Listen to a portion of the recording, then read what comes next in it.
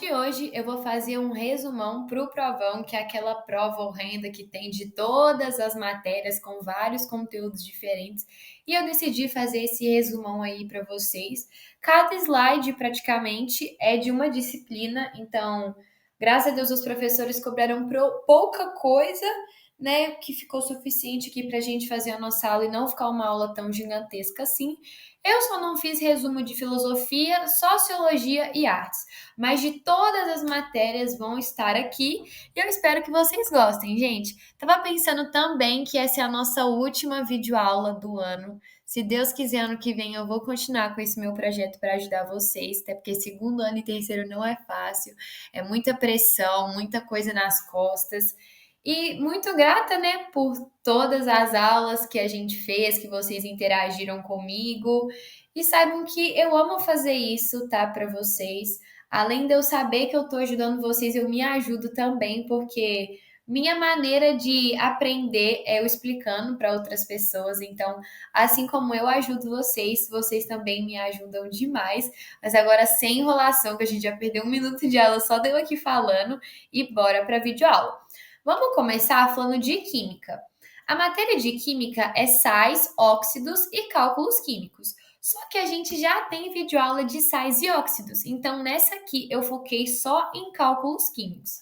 Antes da gente falar sobre os cálculos químicos em si, a gente precisa aprender sobre alguns termos que tem dentro dos cálculos químicos, que eles medem justamente determinadas coisas. Igual grandeza é tudo aquilo que a gente pode medir. Então, por isso que a gente tem quilo, a gente tem trabalho, a gente tem joule, a gente tem litro, a gente tem várias grandezas, porque é tudo que a gente consegue medir. E a unidade de medida é uma unidade que eu estabeleço para falar daquela grandeza. Igual, a grandeza do litro, a unidade do litro, ou é ml, ou é litro, do grama, né, do quilograma, ou é quilo, ou é grama, ou é miligrama. Então, é uma unidade que a gente estabelece, que é universal, para facilitar as contas, porque não adianta aqui no Brasil eu calcular de um jeito, em uma unidade medida, aí chega lá na China, eu tenho que calcular de outra forma completamente diferente. Isso só muda com os Estados Unidos, né? Porque eles se acham especiais, então tudo deles lá é diferente. Mas para aqui, para o Brasil, a gente só precisa saber disso. Aí a gente tem a massa, que é a quantidade de matéria que existe em um corpo. Então, por exemplo, eu aqui peso 48 quilos. Isso quer dizer que eu tenho 48 quilos de matéria no meu corpo. Massa atômica. Massa é a quantidade de matéria contida em um corpo. Atômica vem de átomo. Então, é toda a massa que eu tenho em um átomo. E a gente tem uma fórmula para encontrar a massa atômica, que é eu pegar a quantidade de prótons e somar com a quantidade de nêutrons. Então, se um átomo tem determinados prótons e determinada quantidade de nêutrons, quando eu somo esses dois valores, eu acho a massa atômica. A gente tem também que uma unidade de massa atômica, que é medida em 1, equivale a 1,67 vezes 10 elevado a menos 24. Então, tipo assim, uma massa atômica, uma unidade de massa atômica equivale a isso aí, bem gigantesco, né, gente? Massa molecular é a massa contida em uma molécula. Então, por exemplo, a quantidade de massa que eu tenho em uma molécula de água. Em um átomo é uma coisa, em uma molécula é outra. E na tabela periódica, as tabelas periódicas já têm o valor das massas molares de cada elemento químico. Então, para eu encontrar essa massa molecular na tabela periódica, é só eu olhar o número que vem debaixo da letra do elemento. Só que as massas moleculares têm várias casas decimais. Então, sempre que você for fazer alguma conta usando a massa molecular, sempre arredonda para não ter casa decimal. Então, se os que tiver depois da vírgula é maior que 5, você passa para a casa maior. Se for menor que 5, para a casa menor. E a gente tem também o cálculo do volume, que é expresso em metros cúbicos. Volume é o espaço ocupado por determinado corpo. A fórmula para a gente encontrar o volume é eu pegar o volume e. Ó, pegar o volume. É eu pegar a largura, o comprimento e a altura e multiplicar isso tudo. Também coloquei um dado aqui que é muito importante, que é porque, como o volume tem a ver com o espaço, eu posso relacionar o volume com o espaço. Então, por exemplo, 1 litro equivale a 1 decímetro cúbico.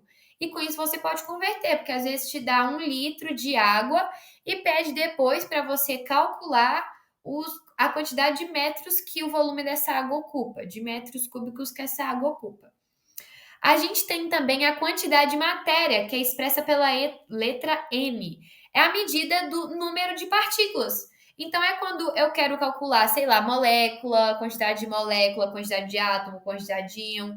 Desde que seja partícula, é quantidade de matéria. É toda a matéria que tem dentro do corpo. A gente tem a constante de Avogadro, gente, não sei falar isso, que ela define que 1 mol de qualquer coisa que tem a ver com massa molar, que uma massa molar de qualquer coisa é igual a 6,02 vezes 10 elevado a 23 mols. Então, se tipo assim, 1 mol é isso, quanto vai ser 10 mols? 22 mols. Então, para você poder fazer uma regrinha de 3 quando você estiver fazendo a sua conta. E massa molar é tudo que tem dentro de 1 mol de determinado elemento. Aí a gente tem a fórmula da massa molar, que é eu pegar a massa, na massa que a gente falou anteriormente, e dividir pela quantidade de matéria. Por isso que é muito bom a gente entender o que cada letrinha significa. M grandão, massa molar. M pequeno, massa. N, quantidade de matéria. A gente tem também volume molar, que é o espaço ocupado por 1 mol de determinado elemento químico, que é só eu pegar o volume que esse elemento ocupa e também dividir pela quantidade de matéria. Agora a gente vai ir para matemática. Em matemática 1, a gente vai começar falando das relações. Pessoal, toda função é uma relação, mas nem toda relação pode ser uma função. E aqui a gente vai falar das diversas funções que existem fora das que a gente já estudou. Tem a função par, que é, por exemplo, se eu trocar o valor do x para menos x e o resultado não mudar, menos o x passando a ser negativo, isso quer dizer que é uma função par. Exemplo de função par, f de x igual a x ao quadrado. 2 ao quadrado é 4. Menos 2 ao quadrado também é 4. Tá vendo que mesmo eu tendo trocado o valor de x para negativo, isso não mudou o resultado? Quer dizer que é uma função par. Se mudar o resultado, é uma função ímpar. Por exemplo, f de x igual a x cúbico. 3 elevado ao cubo, calma aí, 3 vezes 3, 9 vezes 3, 27. É 27. Só que menos 3 ao cubo é menos 27. Tá vendo que mudou o valor? Se mudou o valor quando eu troco para negativo, quer dizer que é uma função ímpar. A gente tem também a função sobrejetora, que é quando o conjunto do contradomínio, que seria os possíveis valores de y, é o mesmo que o conjunto imagem. Então, na função sobrejetora, todo mundo do contradomínio recebe setinha. E a função injetora é quando cada valor de x leva em um y diferente. Então, se o x for 2, vai levar em um número. Se eu mudar o x para 3, vai levar em outro número completamente diferente. Ou seja, diferentes valores para x não vai levar no mesmo y. Quando isso acontece, é uma função injetora. E ela vai ser uma função bijetora quando ela é sobrejetora e injetora ao mesmo tempo. E a gente tem também a função inversa, que é quando eu pego o oposto da minha função original. Por exemplo, função inversa de x menos x. Só que não é fácil assim, tá, gente? As questões de função inversa. São funções inversas. São coisas bem difíceis, tipo assim, encontre a função inversa de x ao quadrado menos 3x dividido por 2. Aí você tem que achar o oposto. Então, assim, tem que ter bastante raciocínio. Mas como que a gente pode achar a função inversa? Isola, ó, troca o x pelo y, ou seja, onde está x você coloca y, e onde está y você coloca x, e aí você vai isolar o y. vai isolar o y, que aí você encontra a função inversa. E a gente tem também a função composta, que é quando eu coloco uma função em função de outra. Aqui embaixo até eu coloquei um exemplo para facilitar o entendimento de vocês. Nesse exemplo aqui, ele me deu duas funções diferentes. F de x igual a x menos 1 e g de x igual a... Cortei essa parte. Mas enfim, ele me deu duas funções diferentes, f de x e g de x. E aí ele quer que eu coloque a função do g de x, a função g de x em função da f de x. E eles podem representar isso tanto por essa bolinha que vocês podem ver aqui, tanto por colocar o g de x dentro daquele xzinho. Sabe esse x que está entre parênteses depois do f? Então, no lugar desse x aí, eles colocam um g de x. E como que a gente calcula a função composta? Vamos supor, como nesse caso é a função g de x que está em função da f de x, lá na f de x, todo lugar que tiver o x, eu vou trocar pela fórmula da função do g de x. Então, vamos supor que aqui o g de x é igual a x mais 3. E como eu quero a g em função da f, então eu tenho que colocar a f dentro da... Eu tenho que colocar a g dentro da f. Então, onde que tem x na f de x? Nesse primeiro x aqui, porque não é x menos 1, então já tem o x aí na frente. Nesse x aí, no lugar desse x, eu vou colocar x mais 3, porque essa não é a função g de x. Então, tudo onde eu tiver x, eu vou trocar por x mais 3. É assim que eu raciocino função composta. Agora a gente vai ir para as progressões aritméticas. Gente, PA é toda sequência que possui um padrão. Só que um padrão ou de soma ou de subtração, tá? Porque quando é de multiplicação, é PG, tá? Mas PA é de adição, uma sequência que tem um padrão aditivo, um padrão de adição. E a gente tem dentro da PA a razão, que é o padrão em que a sequência avança. Então, por exemplo, eu tenho uma PA que os números estão indo de 2 em 2. A razão é 2. Porque se eu pegar, vamos supor, o segundo termo da PA e subtrair pelo primeiro e o resultado der 2, essa é a minha razão. Inclusive, é a forma que a gente encontra razões de PAs, tá, gente? Quando ele me dá todos os termos, por exemplo, 2 termos, e me pede a razão, é só eu pegar o que está depois, né, o que está mais depois, e subtraio pelo que está antes dele, que aí eu encontro a razão. Então, vamos supor, se eu tenho a razão 2, 4, 6, 8, 10. Se eu pegar 4 e multiplicar 2, né, que 4 é o segundo termo e 2 é o primeiro, se eu pegar 4 e subtrair com 2, eu tenho 2, então eu encontrei a razão. Aí a gente tem tipos de PAs. Gente, uma PA pode ser finita quando ela acaba, né? Quando ela tem um número de termos definidos, ou infinita quando ela segue aí infinitamente, não tem um número final, assim, podemos dizer. Ela sempre cresce, cresce, cresce, cresce.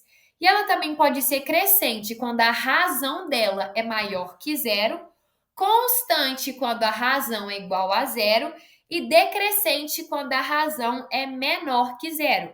E aí a gente tem o termo geral de uma PA.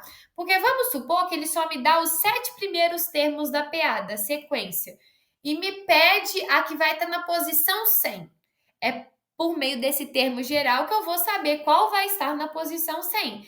E aí o termo geral é AN, que é a posição que eu quero descobrir, é igual a A1 mais N menos 1 vezes R. Só explicar aqui para vocês também que esse AN, A1 significa o termo, significa a posição que eu quero da PA. Então, nesse caso, A1, o 1 significa a primeira posição. Então, é o termo que está na primeira posição.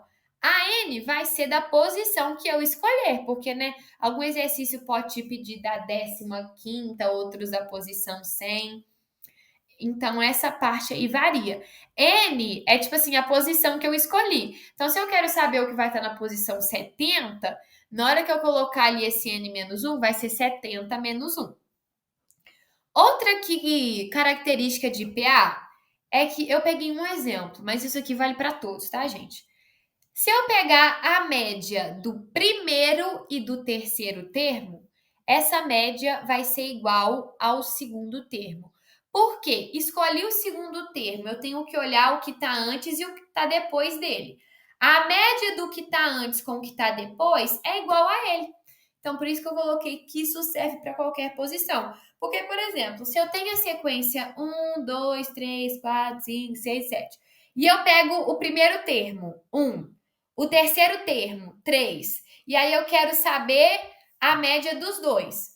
1 mais 3, 4, dividido por 2, 2. E 2 é justamente o termo que está entre o 1 e o 3. Não sei se deu para entender, mas se não tiver, coloca aí nos comentários que eu respondo mais detalhadamente. E a gente tem também uma formulazinha que é para eu descobrir a soma de n termos de uma PA. Por que n termos? Porque às vezes eu quero só a soma dos 100 primeiros termos, a soma dos 5 primeiros termos. Então, se eu quero a de todos os termos, é só eu pegar a última posição. Mas às vezes eles não pedem de todos, às vezes ele pede só até a metade, só até uma partezinha. Então é para a gente descobrir exatamente isso. SN, o que significa? A soma, vamos supor, de 100 termos. Se eu quero a soma de 100 termos, vai ser S100. Vou pegar N, que é a posição que eu escolhi. Se eu quero a soma dos 100 primeiros termos, isso quer dizer que eu vou pegar até o número que está na 10ª posição. Ó, até o que está na posição 100. Então, N vai ser 100. A1 é o primeiro termo da sequência, da PA. E a N é o termo que eu vou querer descobrir. Então, se eu quero dos 100 primeiros, eu tenho que pegar o número da posição que está na posição 100 e dividir isso tudo por 2. Só que dentro de exercícios de soma de N termos de uma PA, a gente tem alguns que pede para a gente interpolar alguns números entre outros dois. Interpolagem significa colocar entre. Então, se ele me pede para interpolar seis números, ia falar 6 números numéricos, 6 números entre 1 e 10, quer dizer que eu tenho que colocar 6 números entre 1 e 10. Agora vamos para a matemática 2. Bom, pessoal, corda é uma reta que une dois pontos que está na circunferência. Então, por exemplo, eu tenho ali o ponto B e o ponto A, tracei uma reta que liga os dois, essa reta é chamada de corda. E aí a voltinha que é projetada por conta dessa corda, a gente chama de arco, como vocês podem ver aí na imagem. Para a gente calcular o comprimento de uma circunferência, é só a gente pegar 2, multiplicar por π, que é aquele 3,14, e multiplicar pelo raio. Só que, por exemplo, se o exercício me der o diâmetro, vai ser só π vezes o diâmetro. Por quê? O diâmetro não é 2 vezes o raio? Se ele me der o raio, eu tenho que fazer 2πr. Se ele me der o diâmetro, é πd, ou dπ, do jeito que vocês quiserem chamar. E a gente tem alguns arcos. Arco de meia volta, que é quando forma o arco, forma ângulo de 180 graus, que é o nosso queridíssimo diâmetro. E a gente tem o arco nulo, que é quando os dois pontos que eu escolhi unir estão no mesmo lugar, então não vai criar arco visível, assim que a gente pode chamar. Tanto que esse, nesse caso, tem 0 graus. A gente tem o ângulo central, que é um ângulo que ele tem um dos vértices dele no centro da circunferência. Então, por exemplo, se eu quero um ângulo central, isso quer dizer que os dois vértices que formam esse ângulo estão ligados no centro da circunferência. E aí a gente tem uma coisinha, que quando eu tenho um ângulo central, a medida do arco formado oposto a esse ângulo é a mesma do valor do ângulo. Então, se o meu ângulo central vale 30, o arco vai valer 30 também. 30 graus, tá, gente? Não 30 metros. Aí, outra coisa, se eu tenho lá o vértice que forma o ângulo ligado no outro lado da circunferência, o arco vai ser o dobro do ângulo. E a gente tem aqui, gente, que é como a gente começa a usar uma unidade de medida chamada radianos, que é igual graus, só que chama radianos e é um pouquinho diferente. E aí ele estabelece que 180 graus é um pi rad, ou seja, equivale a pi radianos. É meio doido, sabe? Ele não equivale a 1 radiano, ele equivale a pi radiano, a 3,14 radiano. Então, se eu quero saber de 70 graus, por exemplo, tem que fazer uma regrinha de 3 para eu descobrir quanto que aquele ângulo mede em radianos se ele me der ele em graus. Ou então, se ele me der em radiano e pedir para graus, a gente vai usar a regrinha de 3. Como que a gente vai fazer a regrinha de 3? 180 tá para pi rad, assim como 70 tá para x rad. E aí você faz a sua regrinha de 3 belíssima, maravilhosa. E a gente tem também uma formulazinha para descobrir o ângulo central, que é aquele ângulo que a gente estava tratando agora há pouco, só que em radianos. A gente vai pegar o comprimento do arco, dividir pelo raio da circunferência, que aí a gente descobre o valor do ângulo central. Agora, indo para a parte de círculo trigonométrico, no círculo trigonométrico, umas coisinhas vão mudar. Que o eixo x, ele vai começar a ser o eixo dos cossenos. Então, o x vai ser o valor do cosseno do ângulo. E o eixo y vai começar a ser o seno. Então, a minha coordenada não vai ser mais xy. Minha coordenada vai ser cosseno, seno. E aí, a gente tem também um eixo novo que aparece aí, que é um eixo que vai ser perpendicular ao eixo x. E esse eixo perpendicular ao eixo x vai ser chamado de eixo das tangentes. Aqui uma coisa que é muito importante a gente saber é que quando a gente está tratando de círculo trigonométrico, o raio sempre vai ser 1. E agora a gente tem um estudo de cada quadrante, porque o plano cartesiano a gente tem o primeiro, o segundo, o terceiro e o quarto quadrante. Como que a gente identifica? Lembra do sentido anti-horário sempre, tá? Para você calcular, saber onde está o primeiro, onde está o segundo, onde está o terceiro, onde está o quarto. E de cima para baixo, tá, gente? De cima para baixo, no sentido anti-horário. Aí a gente tem um negócio, que no quadrante 1, a gente tem os ângulos que vão de 0 a 90 graus. No quadrante 2, os que vão de 90 a 180. Os que vão no quadrante 3, de 180 a 270. E no quadrante 4, de 270 a 360. Aí vamos supor que ele me falou que foi formado um ângulo no terceiro quadrante. E aí ele quer saber quanto vai medir esse ângulo. Ó, o terceiro quadrante eu tenho que pegar o valor 180 e somar com o valor do ângulo que formou, porque eles não falam o ângulo todo não, eles só falam o valor que forma no quadrante em específico. Então, vamos supor, formou 45 graus no terceiro quadrante. Só que eu sei que se está no terceiro quadrante, o ângulo tem entre 180 e 270 graus. Então, vamos supor, formou um ângulo de 45 graus. Para eu saber o ângulo que formou de verdade, eu tenho que pegar 180 e somar com 45, para eu descobrir o ângulo de verdade. E a gente tem aqui uma coisinha que é como a gente encontra o seno e cosseno de ângulos maiores que 180 e 270. Porque até então a gente tinha estudado só de 0 a 180. Então, pessoal, para eu encontrar quando é maior que 180 e menor que 270, que está entre 180 e 270, eu tenho que pegar o meu ângulo e tirar dele 180 graus. Por quê? Porque o resultado dessa subtração vai ser de um ângulo entre 0 e 90 graus. E de ângulos agudos, a gente já sabe o seno e o cosseno, quando é ângulo notável. Quando não for, o exercício vai me dar. Quando o ângulo é maior que 270, que está entre 270 e 360, tem que pegar 360 e subtrair com o valor desse ângulo. E nesse caso, pode dar entre 0 e 90, mas pode dar também entre 0 e 180. Só que até 180 a gente sabe.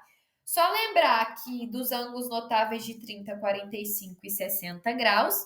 E lembrar que quando eu estou tratando de um ângulo obtuso, ou seja, que é maior que 90 graus e menor que 180, o suplementar dele, quando é o seno, vai ser igual, quando é cosseno, vai ser oposto. Coisa que vocês já têm que saber, por isso que eu não vou aprofundar aqui. Agora vamos para a física. Gente, eu acho que vou ficar devendo um capítulo de física para vocês. Porque quando eu pedi o professor a matéria, ele só me falou o nome da matéria, não os capítulos que vai cobrar. E tem um capítulo que trata de calor e temperatura, só que também tem um específico que fala só de calor. E ele falou que vai ser calor, temperatura e hidrostática. Então, eu falei que só de 2 capítulos eu acho. Mas se tiver mais um, é no capítulo 20, que eu não fiz. Mas vamos lá, a gente vai tratar da hidrostática. Gente, hidrostática é a física que estuda fluidos. Gente, fluido é qualquer coisa líquida, tá? Pelo amor de Deus, água, óleo, mercúrio líquido, enfim. Para a gente saber a pressão que um fluido exerce, eu tenho que pegar a força desse fluido e dividir pela área que ele ocupa. E quando a gente está tratando de fluidos, geralmente a pressão que eles exercem, desculpa, a pressão que eles exercem é também chamada de Pascal, porque a gente conhece em Newton por metro, só que quando se trata de fluido, costuma usar Pascal. Então, tipo assim, 18 Pascal, tá? Mesma coisa que Newton por metro. E a gente tem a pressão atmosférica, que é a força que a atmosfera exerce na nossa queridíssima superfície. A gente tem a massa específica, que é uma massa que existe em um determinado volume. E para a gente calcular a massa específica, que é representada pelo sinalzinho U, pela letra U, a gente tem que pegar a massa, né, do elemento em questão e dividir pelo volume. E, gente, todo elemento tem uma massa específica. Então, vamos supor que o exercício me deu uma tabela com várias massas específicas e me trata de uma substância que tem determinada massa e determinado volume. E quer saber qual a substância em questão. Primeiro, eu tenho que calcular a massa específica. Calculando a massa específica, eu vou olhar na tabelinha que eles me deu na questão, qual que está de acordo com a que eu achei o resultado da minha conta. Porque cada elemento tem uma massa específica. Dois elementos nunca vão ter a mesma massa específica. E a gente tem também a densidade, tá, gente? Que a densidade é a mesma coisa que massa específica. Só que é um volume por extenso, tá? Não só o volume que o fluido ocupa, é todo o volume que está ao redor. Não sei explicar. Mas é a densidade, gente, que a gente já conhece, nossa queridíssima. A gente tem também a pressão hidrostática, que é a pressão que o fluido já tem só por ele ser ele. E como que a gente calcula essa pressão hidrostática? Tem que pegar a densidade, multiplicar pela gravidade? Pegar a densidade, multiplicar pela gravidade e pela altura que ocupa. E a gente tem o teorema de Stevin, que é para eu relacionar a diferença entre a pressão exercida em dois diferentes pontos. Porque vamos supor, gente, que eu estou no mar e eu mergulho 5 metros. A pressão que exerce em mim em 5 metros de profundidade é completamente diferente da que exerce em 10 metros de profundidade. E o teorema de Stevin, ele descobre exatamente isso, essa diferença de pressão. E aí, essa diferença de pressão é calculada por... Eu vou pegar a pressão do ponto mais fundo, de preferência, e pegar a do outro ponto, a pressão do outro ponto, somar com a densidade e somar com a pressão hidrostática, basicamente. A pressão total exercida, né, que é a diferença, é eu pegar uma de um ponto e somar com a pressão hidrostática. E a gente tem também, galerinha, uma coisa que é bom saber, que a cada 1 atm, a cada uma pressão atmosférica, eu tenho 760... Gente, mm é o quê? Milímetros de mercúrio, tá? Porque é assim, a cada uma pressão atmosférica eu tenho 1 centímetro de água, eu acho. É alguma coisa de 1 com a água. Quando eu se estou tratando do mercúrio, é 760 milímetros de mercúrio. E a gente tem uma informaçãozinha que é bom também, em questão que eu preciso usar a regra de 3, que 1 atm, uma pressão atmosférica, é igual a 1 vezes 10 elevado a 5. Aí a gente tem também, galera, temperatura, que é grau de agitação das partículas. Calor, que é energia térmica transferida. E não é, ai, gente, aqueci uma barra de ferro, quer dizer que eu passei que tá tendo calor ali. Não, só acontece quando é espontaneamente. quando ninguém precisa intervir para acontecer. E a gente tem equilíbrio térmico, que é quando dois corpos atingem a mesma temperatura. Então, se um está mais quente e o outro está mais frio, quando eles se juntam, um vai transferir temperatura para o outro, que é sempre do mais quente para o mais frio, e aí eles vão começar a ter a mesma temperatura, entrar em equilíbrio. A gente tem a termometria, que é a medição de temperatura, e a gente sempre mede temperatura. Eita, gente, tô igual cebolinha. A gente sempre mede a temperatura pelo termômetro, que é o nosso famosíssimo aí quando a gente tá com febre, que a gente usa ele. Aí a gente tem agora como mudar de Celsius para Fahrenheit, de Celsius para Kelvin, que isso a gente já até estudou em matemática e caiu na nossa prova, né? Mas em física a fórmula é diferente. Em física, gente, vocês chegam no mesmo resultado, mas em física a fórmula é o seguinte: quando eu quero passar de Celsius para Fahrenheit ou de Fahrenheit para Celsius, o que eu vou fazer? Eu pegar a temperatura em Celsius dividir por 5, vai ser igual eu pegar a temperatura em Fahrenheit, subtrair com 39 e dividir por 9. Outra forma que a gente tem é quando eu tenho o delta dos Celsius, ou seja, a variação de temperatura em graus Celsius. E aí essa variação de temperatura em Celsius vai ser igual à variação de temperatura em Kelvin, tá, pessoal? E se eu quero passar de Celsius para Kelvin, é só eu pegar a temperatura em Celsius e somar com 273. Essa fórmula é boa, né, gente?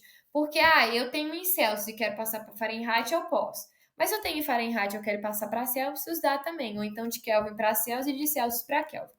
E aqui a gente tem alguns fenômenos do calor, né? Que eu tenho a condução, que é quando eu aqueço algo propositalmente. Então, propositalmente, eu elevo a temperatura daquilo, entendeu? Então, é condução. Por exemplo, eu colocar uma panela para esquentar no fogão.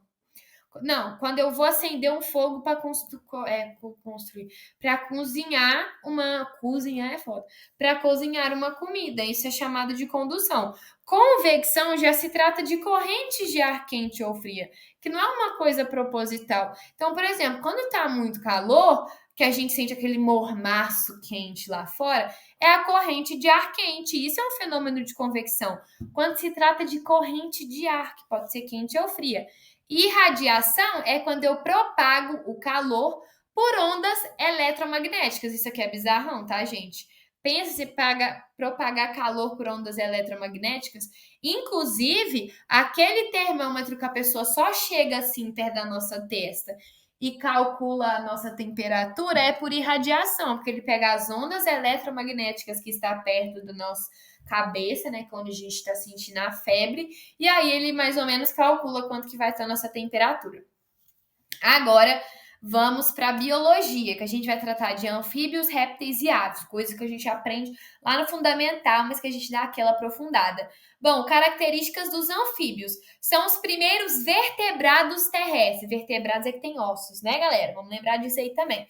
Com fortalecimento da coluna. Então, nos anfíbios, a coluna já é forte. Outra coisa que teve também nos anfíbios, que foi a primeira espécie com desenvolvimento de ossos, que começou a poder se locomover, a ter músculos locomotores, e uma característica exclusiva dos anfíbios é que eles têm duas vidas, uma aquática e uma terrestre. A aquática é quando eles ainda são girinos, e a terrestre quando eles viram que eles têm que virar. E a gente tem a respiração dos anfíbios, que é feita pelos pulmões. Só que os pulmões dele é muito pequenininho, muito pichichinho. E aí eles precisam fazer a respiração cutânea, que é por meio da pele. Bom, a pele dos anfíbios é lisa, fina, úmida e rica em vasos sanguíneos. Tanto que se você pensar em um sapo, muita gente tem nojo porque a pele dele é gosmenta. E na fase de larva, a respiração dos anfíbios é por meio de brânquias. Brônquios, não sei como, eu acho que é brânquias, tá, gente? Eu não entendi minha letra não, mas se não for brânquias é brônquios, tá? Porque brônquios é o que a gente tem no pulmão. E aí a circulação, ou seja, circulação sanguínea dos anfíbios É praticamente parecida com a nossa, só que ele só tem dois átrios e um ventrículo. A gente tem dois átrios e dois ventrículos. Eles têm dois átrios e um ventrículo. E aí, gente, a circulação deles é rica em gás carbônico e gás oxigênio, igual a nossa, bonitinho. Só que aí é igual a nossa também. O gás carbônico vai de fora para dentro, que aí vai para o coração e aí vai para o pulmão e para a pele. E a do oxigênio é do pulmão para a pele, para o coração e do coração para o corpo. É só você pensar que quando você inspira, quando você puxa ar para dentro, você está pegando gás carbônico. E na hora que você solta gás oxigênio. A nutrição e temperatura corporal dos anfíbios, eles são carnívoros, vão se alimentar de invertebrados. A temperatura vai depender da temperatura do ambiente. Então, se está um dia bem quente, a temperatura deles já vai estar um pouquinho mais alta do que quando em um dia que está frio, por exemplo. A reprodução dos anfíbios é externa. Tipo assim, não acontece dentro do próprio corpo deles. Eles soltam os gametas lá e os gametas meio que sozinhos se reproduzem. Não é igual na gente que o bebê, ele se desenvolve dentro da barriga, entendeu? É como se o ovário da mulher encontrasse o espermatozoide masculino fora do corpo da pessoa, entendeu? Fica vagando aí no ar e o bebê nasce no ar. No caso dos anfíbios é na água, porque a primeira vida deles é aquática. Aí a gente tem a reprodução. Ó, acabei, tô falando de reprodução agora, gente. Tô louca, tô louca. Aqui, igual eu expliquei, fecundação com acasalamento dentro da água. Aí, depois que fecundou, vai originar a célula ovo. Aí, essa célula ovo vai virar o girino vai passar por metamorfose, que é igual aquele trem da borboleta, e vai virar um filhote de algum anfíbio. Os representantes dos anfíbios. Sapos, rãs e pererecas são dos anuros. Gente, eu acho perereca um nome tão feio. Tipo assim, quem que inventou esse nome? Pelo amor de Deus. Não é só porque o bicho é gosmento, feio, horroroso, nojento, que ele tem que ter um nome feio, né, gente? Mas eles são das ordens dos anuros, da espécie, gênero, não sei o que é, da espécie dos anuros, salamandras e tritões, sei lá, urodelas, cecílias e cobras cegas dos apódes, não sei como fala isso aqui não, gente. Agora vamos para os répteis. O que já muda deles para os anfíbios é que começa a ter pele seca, grossa, impermeável. Uma característica é que ou ela vai ser coberta de camadas, ou de placas, ou de carapaz. Vai depender da dureza, entendeu? Camada é um pouquinho durinho, placa é meio durinho e carapaça é muito durinho. Só vocês pensar no jacaré, gente. A pele do jacaré tem cara que é igual a pedra, né? Você encosta duro pra caralho. Enfim, só vocês pensarem nisso aí. Agora, respiração. Os répteis são. A respiração deles é mais desenvolvida que dos anfíbios, porque os répteis vão ter mais capacidade de pulmão. O pulmão deles vão ser maior do que dos anfíbios. Porque você pensa no tamanho do sapo, um sapo é minúsculo. Você já pensa no jacaré, uma coisa grandona, já tem um pulmão ali considerável, não tem um projeto de pulmão. E a mesma coisa que nos anfíbios, dois átrios e um ventrículo. Mas os crocodilos e os jacarés são exclusividade, porque eles têm dois átrios e dois ventrículos, já é igualzinho o ser humano. Os répteis precisam de menos água para eliminar a toxina, então, tipo assim, gente, a urina dos répteis é literalmente pastosa. É bizarro, né? Mas é isso aí mesmo. Reprodução. Gente, eles são ovíparos, tá? Ou seja, os filhotes nascem dos ovinhos, lindos, maravilhosos. E, gente, os machos, ele tem, né, o órgão reprodutor masculino, para não falar nome aqui, que eu também acho bem feio o nome. Tem o órgão reprodutor masculino, para poder, né, usando a palavra certa, o termo correto, para transar com a outra, com a parzinha dele. Aí, diferente dos anfíbios, a fecundação é interna, já é dentro do corpo do próprio réptil, e o desenvolvimento já é dentro do próprio corpo, não, porque quando caga o ovo, né, já não tá dentro do corpo, mas o desenvolvimento é direto. Só que aí tem uma característica de exclusividade também, que macho de serpente e lagarto tem hemipênis, é tipo um pênis pela metade, não é igual o resto, tá? Os répteis são ectotérmicos, ou seja, eles só conseguem se aquecer por meio do sol. E quanto menor for a temperatura do corpo deles, menor vai ser o metabolismo do corpo também. Alguns ovíparos e vivíparos, por exemplo, as serpentes, vão ter já a placenta, que é onde os embriões vão se desenvolver, e representantes dos répteis. Tartarugas, cágados e jabutis são dos quelônios, dos representantes quelônios. Crocodilos, jacarés e gaviais, crocodilianos. Juataras, lagartos e serpentes, os lepidossauros. Agora vamos para as aves, bem pouquinha coisa que a professora só passou que vai cair na prova.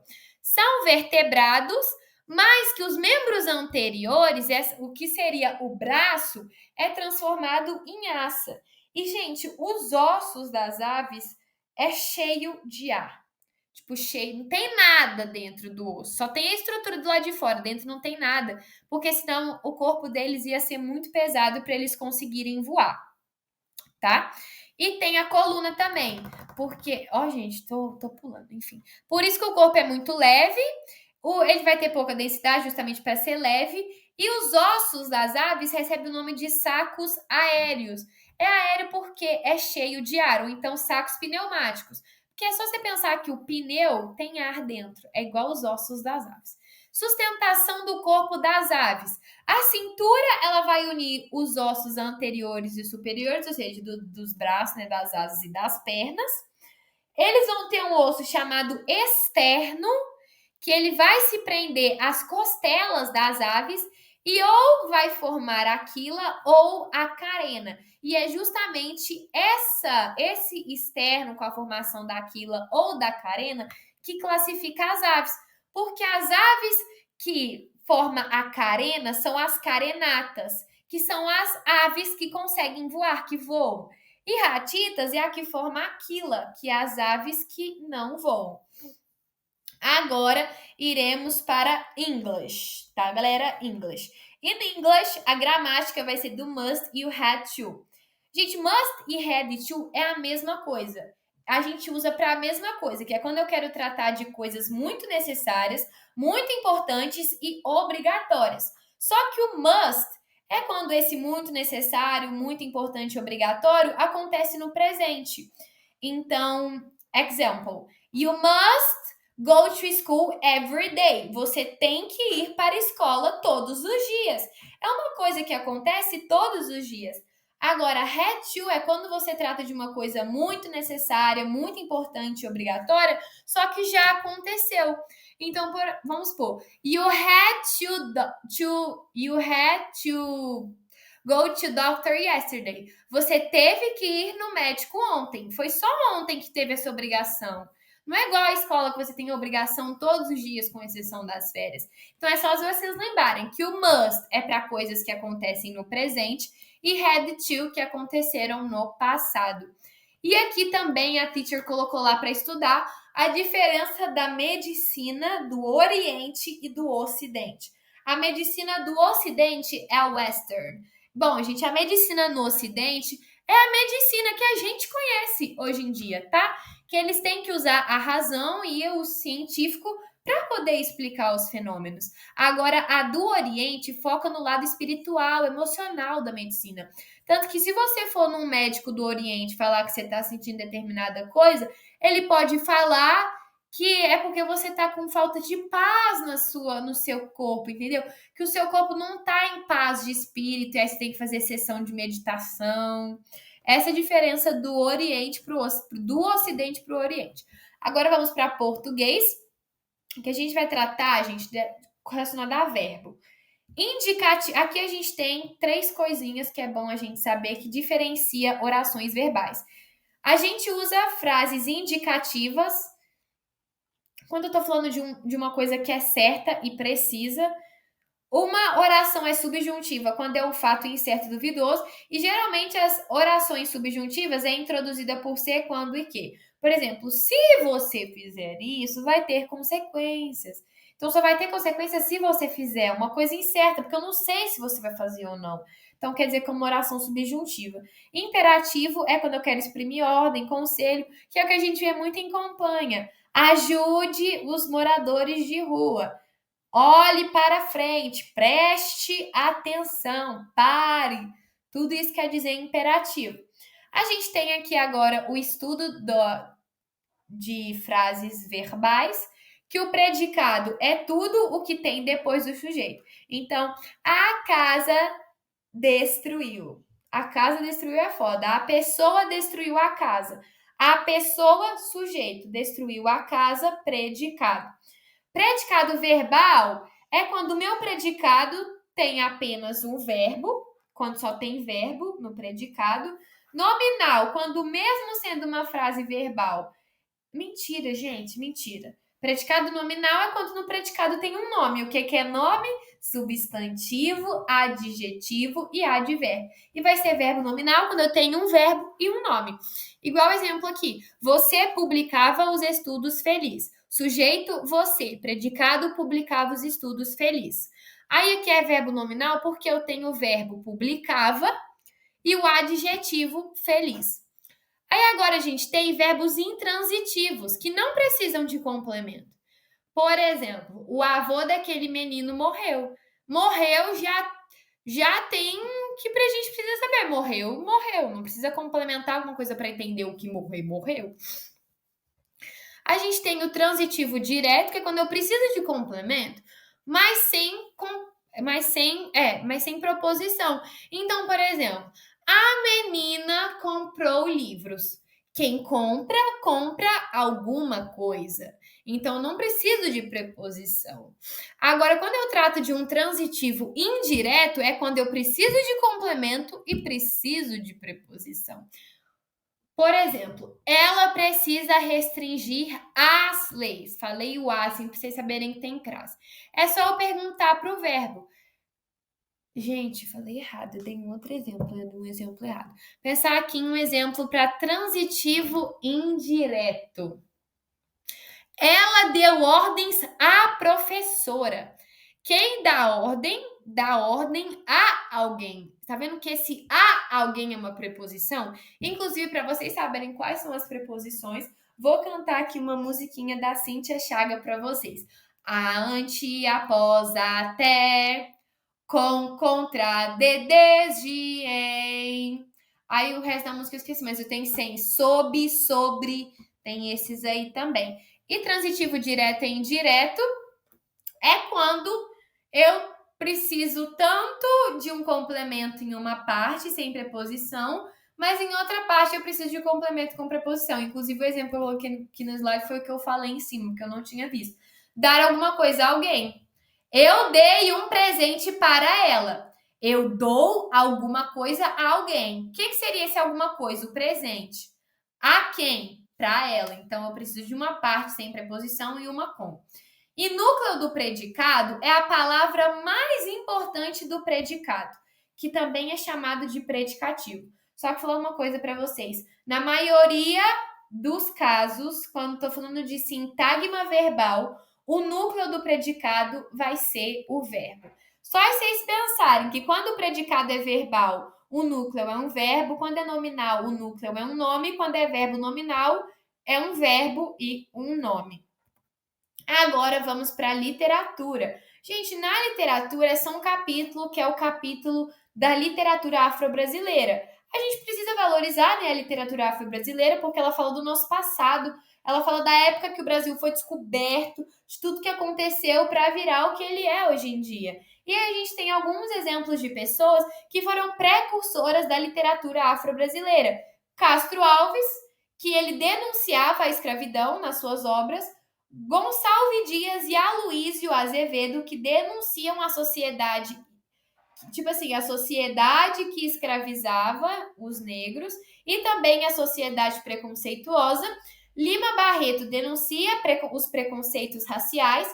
Luiz Gama defendia os negros que buscavam alforria. Gente, a alforria é a liberdade, eles poderem ser livres, tá? E era justamente isso que o Luiz Gama defendia. Agora vamos para a história. Bom, pessoal, em história a gente vai tratar da independência dos Estados Unidos. Bom, pessoal, lembra que os ingleses teve colônias de exploração e colônias de povoamento? Os Estados Unidos foi um exemplo das colônias de povoamento. Só que os ingleses começaram a entrar em conflito com Espanha e França.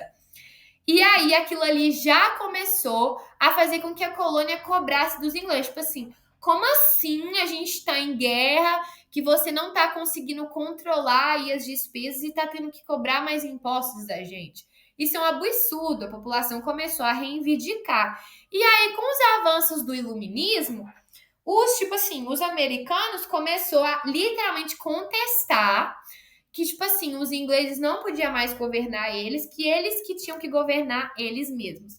E aí, essa insatisfação dos estadunidenses aumentou mais ainda quando os ingleses colocou lei do selo, Alston Health e lei do chá. Tudo isso aumentando imposto.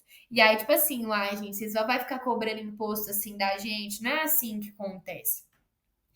E aí, quando essa insatisfação por causa desses 300 milhões de coisas que os ingleses fez, acabou organizando o segundo Congresso Continental.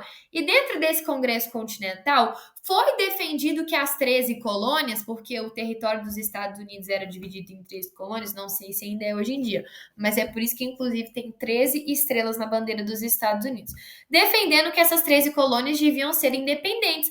Só que os ingleses, né, não queria perder uma colônia, não queria perder mais uma fonte de renda e não aceitou e começou a reprimir qualquer oposição.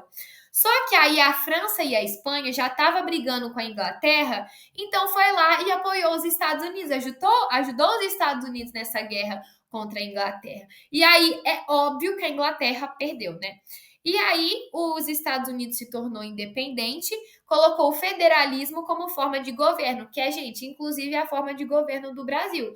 Que a gente não tem os governadores que governam cada estado, mas que a gente tem o presidente que governa o país. E essa é a ideia. As regiões têm autonomias, mas existe um poder que controla tudo. Aí, a independência dos Estados Unidos motivou a independência da América Espanhola, porque os crioulos viu que deu certo a independência dos Estados Unidos. Quem são os crioulos? Filhos de espanhóis nascidos na América e não na própria Espanha, né? E aí eles começaram a lutar por emancipação política, eles também queriam ter independência. E acabou que com a guerra peninsular que estava tendo com Napoleão Bonaparte, o rei da Espanha foi deposto, ou seja, foi tirado do cargo. E aí, quando tirou o rei da Espanha do cargo, a Espanha ficou completamente desorganizada. E, consequentemente, as colônias da Espanha também ficariam desorganizadas. Aí os crioulos viram uma oportunidade de avançar nesse movimento aí de independência e começou uma guerra com os chapetones. Quem são os chapetones? Espanhóis nascidos na própria Espanha. É isso, né? Nascidos na Europa. Que eles eram a elite de lá, porque tinha os que era nascido, que era tipo filho do escravo com espanhol, e tinha um que era que espanhol com espanhol mesmo, e aí eles se achavam donos de tudo. Mas aí os espanhóis, né, tentou reprimir o movimento dos crioulos, mas não deu sucesso, e aí esse movimento de emancipação se espalhou por toda a América. Só que aí veio o Simão Bolívar, é assim que fala, gente? É Simão? Acho que é. Simão Bolívar, e aí ele organizou um congresso para discutir da ideia que ele tinha do pan-americanismo, que era juntar todas as nações da América, né? E elas juntas, cada uma ter o seu poderzinho, e elas conseguirem controlar a América no geral, porque são vários países. Só que como cada país tinha a sua economia, tinha a sua sociedade, isso não daria certo, então a ideia do Simão Bolívar não foi levada adiante. Só que aí esses movimentos aí que os crioulos começou a organizar por emancipação política, por independência, realmente resultou na independência de diversos países da América Espanhola.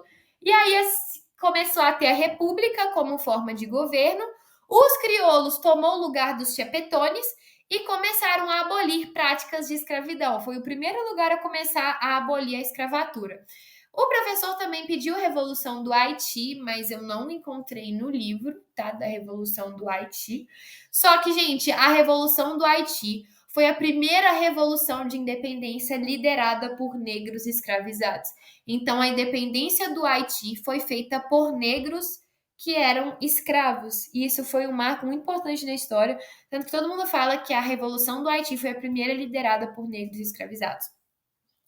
Só que mesmo com a independência da América, as desigualdades continuou, e aí com essas desigualdades acabou surgindo os caudilhos, que eram os grandes proprietários de terra. E aí esses caudilhos acabavam submetendo pessoas pobres a fazer o que eles queriam, uma coisa análoga à escravidão mesmo. Só que os caudilhos perderam seus privilégios quando começou a industrialização. Agora vamos para o ciclo do ouro. Gente, o ouro foi descoberto aqui no Brasil por conta das bandeiradas, que eram expedições que os portugueses organizaram para descobrir mais sobre o território brasileiro. E aí eles encontrou muito ouro em Minas Gerais, na nossa queridíssima Minas Gerais.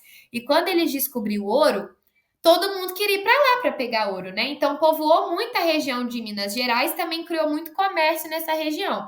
Só que todo mundo queria ouro. Não tinha ouro para todo mundo. Então começou a Guerra dos Emboabas, que era quando os bandeirantes paulistas, os paulistanos, começou a brigar com os bandeirantes de outros lugares, porque eles queriam os territórios ricos em metais preciosos. Só que, gente, a mineração ela é instável, porque você não sabe até quando você vai achar ouro, você não sabe quanto ouro tem naquela região. Então, vários proprietários acabaram ficando pobres por conta disso muito rápido. E só as pessoas mais ricas, os mais mesmo, que conseguiu lucrar com as explorações minerais, porque além de você precisar de muito recurso para extrair, né, os metais preciosos, você precisava saber manter, né? Então, só os mais ricos que ganhou o ouro mesmo. E claro que na mineração foi utilizada a mão de obra escrava em péssimas condições, proliferou doenças, matou muita gente, muitos escravos, e provocou um grande impacto no meio ambiente, porque eles só queriam tirar. É isso até hoje em dia, né? Só quer tirar. Mas acabou causando um grande impacto no meio ambiente. E aí aumentou a população perto da região das minas. E como aumentou a população, precisava abastecer mais pessoas, alimentar mais pessoas. E aí ele chamou todos os pequenos agricultores, pequenos produtores, para começar a produzir alimento ali para o povo ter pelo menos ali como se abastecer, que foi chamado os tropeiros e quitandeiras, né? Que eram Gente, pra mim, tropeiro tem a ver com o nosso queridíssimo tropeiro, e quitandeira é aquele pessoal que faz quitanda, né? E quitanda engloba várias coisas, então era suficiente para abastecer, mesmo com esse aumento populacional. Só que aí, gente, a coroa portuguesa viu que o trem do ouro tava feio, tava todo mundo querendo ir pegar ouro, começou a taxar o ouro, cobrar imposto do ouro. E era assim, qualquer coisinha que você pegasse, podia ser um grão, você tinha que dar um quinto disso para a coroa. Só que também, além desse imposto de um quinto, tinha taxa de captação, que era imposto por eles simplesmente irem lá e utilizarem determinadas ferramentas, então era com base na quantidade de pessoas que iam lá extrair, ferramentas que eram usadas, não tinha nada a ver com a produção, então você já imagina como que era o imposto. E também tinha as casas de fundição, que era onde eles colocavam o brasão real nas barras de ouro. Inclusive, se não as pessoas que pegassem ouro não cunhassem elas nas casas de fundição, era considerado roubo, era considerado crime, e aí, né, aumentava muito mais a taxação. Aí a gente teve o nosso queridíssimo Marquês de Pombal, que ele foi um déspota esclarecido. Gente, déspota esclarecido é algum monarca, algum absolutista que adota os ideais iluministas, mas não deixa de ser absolutista. Então ele se torna um déspota esclarecido. E aí o Marquês de Pombal ele foi nomeado secretário da coroa portuguesa. E aí ele colocou, gente, diversas medidas para acabar com esses problemas que estava tendo, porque as pessoas estavam conseguindo roubar ouro sem ter que pagar imposto, pegar ouro sem ter que pagar imposto. E aí o que ele começou a fazer? Falou assim: vamos colocar comércio em região pobre, vamos unir todos os setores dessa mineração para combater esse comércio ilegal e também acabar com a influência da igreja dentro de decisões políticas, porque a igreja mandava muito, tá, gente, naquela época, em tudo. Então ela tinha uma voz muito grande, precisavam tirar essa voz dela. E aí essas reformas de Pombal fez com que a coroa conseguisse intervir mais na colônia, mais na mineração. Só que aí, as elites, né, que estava controlando a mineração, praticamente toda a extração, começou a se insatisfazer, não sei se é assim que fala, porque começou a proibir ouro em pó, que foi a chamada Revolta de Filipe dos Santos, que representou todas essas elites que ficaram indignadas que proibiu circular ouro em pó. Por que que eles ficaram indignados? Porque o ouro em pó era muito mais fácil de comercializar ilegalmente, de conseguir extrair e achar um jeito de mostrar que não extraiu nada para não ter que pagar imposto, entendeu? E aí acabaram colocando um novo sistema aí por conta dessa revolta do Filipe dos Santos, que as elites literalmente sequestrou alguns funcionários da administração da coroa portuguesa, porque aquele novo sistema que eles implantaram não era o sistema que deveria ser colocado. Eles queriam um sistema que favorecesse a eles, dali da elite, só que o governo até tentou reprimir, só que não conseguiu acabar com essas revoltas aí para ter um sistema que favorecesse eles. Então, a produção do ouro, uma hora o ouro acaba, né, gente? Ela começou a decair e a elite foi perdendo formas de ganhar dinheiro com a mineração. Aí os colonos começou a questionar da cobrança de impostos e decretou que Minas Gerais devia ser independente, que não tinha que depender de coroa portuguesa bosta nenhuma. E aí eles começou a ter um movimento para criar um governo autônomo em Minas Gerais, para a elite poder ter o que ela quisesse, até que a coroa portuguesa colocou a possibilidade de ter uma derrama. Porque como a produção do ouro caiu, eles não podiam deixar de lucrar. Eles tinham que cobrar impostos. E se eles não conseguissem alcançar a taxa mínima necessária, teria que pegar toda a dívida e dividir entre os maiores extraidores de ouro. E aí a elite ficou assim, meu Deus, essa dívida não pode passar pra gente, isso é um absurdo. Gente, eles fizeram um plano todo, um plano inteiro, criou um plano armado inteiro só para não ter essa derrama. E se tivesse esse plano armado, seria conhecido como Inconfidência Mineira. Gente, e eu acho que o plot twist dessa história toda é que a Inconfidência Mineira nunca aconteceu. Confidência Mineira nunca aconteceu, porque a coroa não é, implantou a derrama, ela meio que prorrogou a derrama e não teve mais derrama, então eles não precisaram colocar esse plano armado em prática. E ficou como ficou, sabe? Não teve mais isso da Inconfidência Mineira. Então chama de Inconfidência Mineira, porque foi uma quase tentativa de colocar a independência em Minas Gerais, só que ela não chegou a acontecer. Mas, gente, ela provocou diversas reformas lá em Minas Gerais, lá na época, que foram muito importantes. Agora a gente vai mudar de slide para ir para geografia, porque como a professora já fez slide, eu não quis fazer também, mas então bora lá. Pessoal, vamos aqui para a geografia, tratando das fontes de energia renováveis e não renováveis, e também para os desafios referentes a suprir a quantidade de energia que a gente precisa. As fontes de energia, elas são muito importantes porque elas facilitam literalmente tudo na nossa vida. Existem as fontes primárias, que a gente já pega direto da natureza e utiliza como energia, ou então quando a gente pega uma da natureza, transforma, e aí essa que é transformada a gente utiliza. E a energia, a matriz energética se modifica dependendo do país, porque tem país mais pobre, tem país mais rico, enfim. Só que usar várias fontes de energia começou a ter escassez, porque é muita energia que precisa ser produzida e algumas não são renováveis, a natureza não consegue renovar, então começou a ter esse questionamento. A gente tem energias não renováveis, ou seja, que demoram milhões de anos para a natureza produzir de novo. Então, se o nosso petróleo acaba, nem na nossa 20ª geração vai ver de novo petróleo. Aí a gente tem o carvão mineral, que a gente, tipo assim, funde o carvão e aí utiliza o vapor produzido pela queima dele como forma de energia, e ele foi utilizado na primeira revolução industrial. Aí aqui tem como o carvão mineral é formado, porque ele é um combustível fóssil, então ele se origina de restos de outras coisas, e por ele ser não renovável, a formação dele é extremamente lenta. Aí a gente tem onde estão as principais ácidos de carvão. Aí tem o petróleo, que foi o principal da segunda revolução industrial. que, por exemplo, é o que a gente usa nos nossos combustíveis que a gente abastece o carro. E ele é preto, gente, petróleo eu acho a coisa mais feia do mundo. E aqui tem um vídeo do refino do petróleo, tem a formação do petróleo, que ele é originado pela decomposição de matéria orgânica, mas da matéria orgânica que existe em ambientes marinhos. Então é por isso que as reservas de petróleo, elas estão sempre flutuando no mar. Tem o gás natural, que ele também se origina pela decomposição de material orgânico.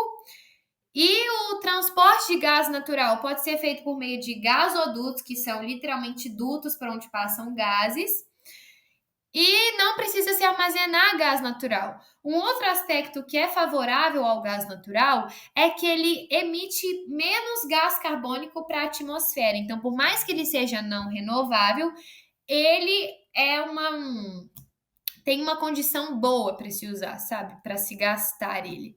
Aí tem principais fluxos de gás natural, tem a energia nuclear, que teve até aquele desastre em Chernobyl, super, hiper, mega famoso, que a energia nuclear ela é feita com base na fissão de átomos de urânio.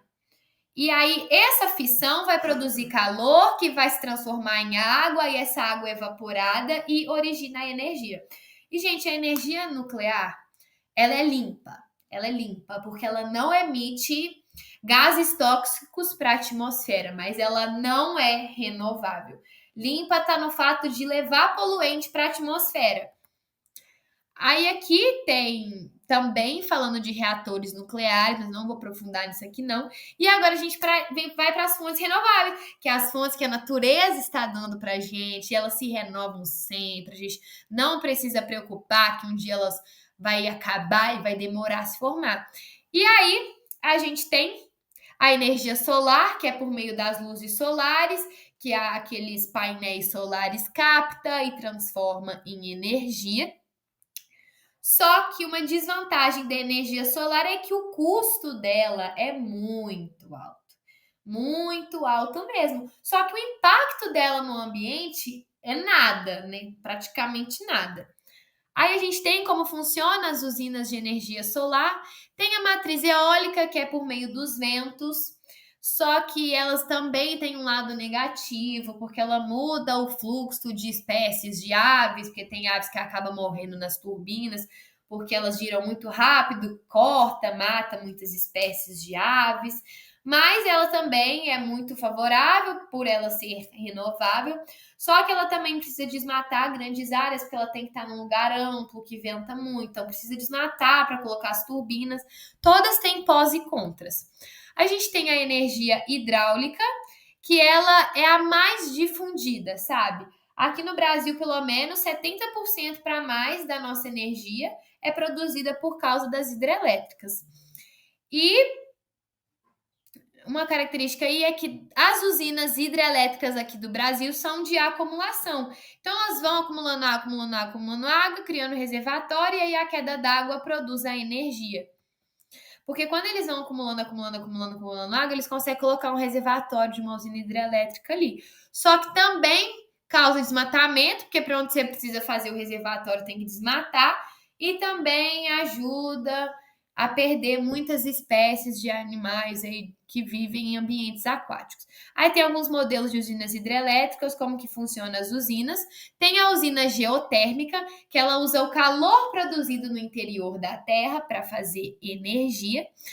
Tipo assim, ela também é muito boa por ser renovável, só que ela pode alterar climas, causar poluição, pode também causar muito odor nos lugares onde as usinas estão instaladas.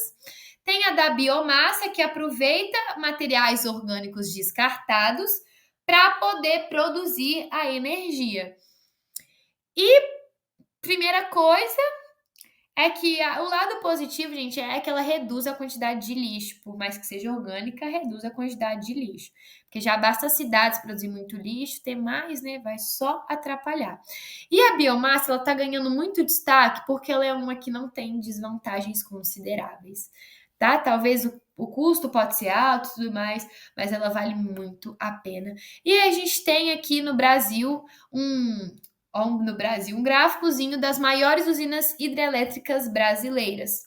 Então, agora vamos para a próxima parte aí de geografia.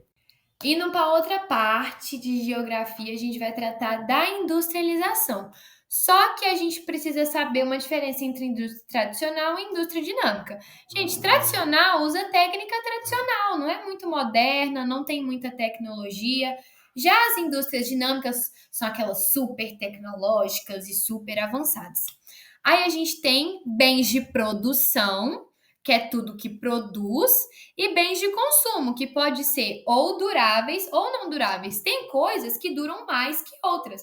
Então, por exemplo, um carro vai durar muito mais do que uma roupa que você comprar. Só que hoje em dia a gente tem o fenômeno da obsolescência programada, que as empresas programam meio que o tempo de vida do que você for comprar e ele não dura o tanto que deveria durar, justamente para você ir sempre comprando mais.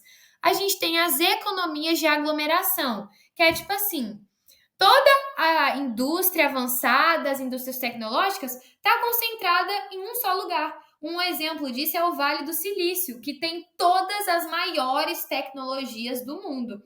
E tem umas vantagens, é que ambas vão aproveitar a mesma infraestrutura, todas vão ser desenvolvidas, só que também tem vantagens fiscais, que acaba que o governo dá muita vantagem para eles, então não acaba sendo exigente com fiscalização. Só que tem o ponto negativo, que é que aumenta a desigualdade. Porque se a tecnologia está toda concentrada em um lugar e nos outros lugares? Aí a gente tem as indústrias tradicionais, que elas vão ser mais focadas em matéria-prima, vai ter mão de obra barata, o mercado consumidor é muito menor, porque consegue produzir pouco, então atende menos pessoas. Aí a gente tem as multinacionais e as transnacionais, que as multinacionais e transnacionais é quando colocar a base no país desenvolvido e as filiais nos subdesenvolvidos e emergentes. Por que coloca as filiais nos países pobres? Por ter menos leis fiscais e mão de obra mais barata. Só que os efeitos negativos é que acaba tendo muita concorrência entre as empresas, continua com a desigualdade e todo o lucro continua sendo para o país desenvolvido, porque ele aproveita do subdesenvolvido para poder ganhar lucro para ele mesmo. Só que o efeito positivo é que garante emprego para os países pobres, acaba também tirando aquele negócio de acumular as grandes empresas em um só lugar.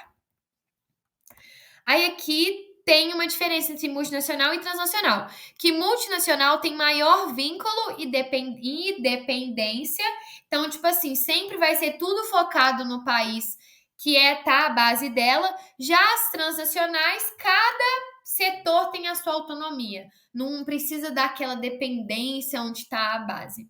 Aí a gente tem as novas tendências de industrialização, que é, tipo assim, continuar com o fenômeno da aglomeração e modernizar cada vez mais os espaços de trabalho e diminuir mão de obra.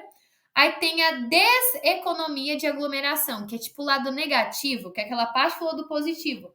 Só que eu acabei e falei do negativo já de uma vez.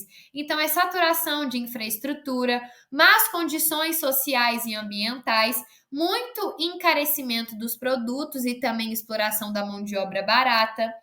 E acabou copiando ali a saturação de suas infraestruturas. Aí a gente tem o crescimento de novos países industrializados e o poder que eles estão para atrair novos consumidores, que são os novos NIPs, que são os novos países industrializados. Existem os tecnopolos e a terceirização, lado negativo dele, que os tecnopolos meio que acentuou o negócio do desemprego, da desigualdade, porque eles começaram a tecnologizar os polos de produção deles. Então, tudo é só inteligência artificial, é robô, é máquina, é isso, isso e aquilo. E a gente tem a terceirização, que explora a mão de obra barata, explora trabalhadores com pouca condição de renda, porque a terceirização, ele contrata uma empresa para, tipo assim, contrata uma nova empresa para fazer o trabalho para aquela empresa, justamente para eles não ter que pagar muito com mão de obra, para eles conseguirem pegar mão de obra barata. Aí tem que, com o avanço da industrialização, Muita gente começou a ir, né, para o espaço urbano, ao invés de ir para o espaço rural, por conta de procura de emprego, porque a indústria tomou o campo. Então, se ela tomou o campo, não dá para morar no campo mais, tem que ir para as cidades. E aí tem a parte que vai do café até a industrialização, que foi no século XIX, que começou a explorar o café, porque com a crise de 1929, a quebra da Bolsa de Valores, acabou desestruturando todo mundo e cada um teve que procurar um jeito de aumentar sua economia. Do Brasil foi a com café, que começou lá em São Paulo, que foi quando começou com a industrialização e tudo mais. Mas por que eles escolheram São Paulo? Porque é onde tem o porto brasileiro mais importante, é onde tem as maiores regiões produtoras, tinha uma estrutura financeira muito boa, tinha muita imigração, então recebia muitos imigrantes, e era onde tudo estava concentrado na capital, e foi isso, basicamente. Só que aí começou a ter uma decadência do modelo agropecuário e exportador, que foi Mentira, gente. O café foi antes da crise de 1929, e aí depois da crise de 1929, o café entrou em decadência. E aí a região sudeste foi onde o Getúlio Vargas colocou as indústrias de base para produzir coisas de base mesmo, para transferir para o resto do país. Aí teve o Juscelino Kubitschek com 5 anos em 5, que foi quando começou as multinacionais, e a criar estradas para facilitar o transporte do comércio e tudo mais. E esses 5 anos em 5 era porque ele queria industrializar o país em 5 anos, porque o país já tinha perdido 50 anos e queria fazer tudo que perdeu em 5. E aí começou a ditadura militar, que estava com altas dívidas, começou a ter inflação, e os militares também não ajudou em porcaria nenhuma na economia. Teve o neoliberalismo, que foi quando o Estado começou a intervir menos na economia e começou a ter as privatizações, que era ter as empresas privadas, que não eram empresas do governo. E essa foi a nossa videoaula, espero que vocês tenham gostado. Qualquer dúvida é só deixar aí nos comentários que eu respondo.